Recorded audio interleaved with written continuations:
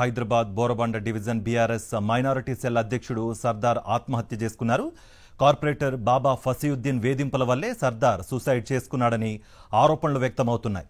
15 రోజుల క్రితం సర్దార్ ఇంటిని బాబా ఫసీయుద్దీన్ కూల్చివేయించాడని ఆరోపణలు వినిపించాయి. ఫసీయుద్దీన్ వేధింపులు ఎక్కువ కావడం వల్లే సర్దార్ ఆత్మహత్య చేసుకున్నాడని, అతనిపై కేసు నమోదు చేయాలని మృతుడి బంధువులు డిమాండ్ చేస్తున్నారు.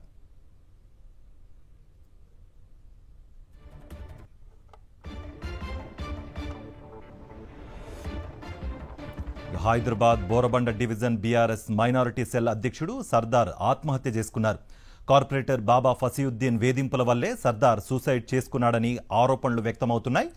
15 రోజుల క్రితం సర్దార్ ఇంటిని బాబా ఫసీయుద్దీన్ కూల్చివేయించాడని ఆరోపణలు వినిపిస్తున్నాయి. ఫసీయుద్దీన్ వేధింపులు ఎక్కువ కావడం వల్లే సర్దార్ ఆత్మహత్య చేసుకున్నాడని, అతనిపై కేసు నమోదు చేయాలని మృతుడి బంధువులు డిమాండ్ చేస్తున్నారు.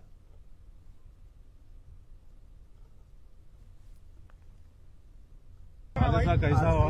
आज 9 बजे के टाइम पे मेरी भाई से बात हुई थी, खैर खैरियत हुई। 9 बजे के बाद ये इंसिडेंट हुआ। इसके जिम्मेदार बाबा फसुद्दीन है, कारपोरेटर बोराबंडे का। इन्हें मेंटली टॉर्चर हम बहुत दिन से दे रहा था और घर को भी हमारे डिमोलिश कराया उन्होंने 15 दिन पहले।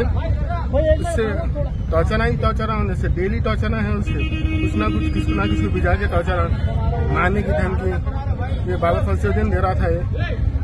आज इसकी जिम्मेदारी बाबा फसुद्दीन।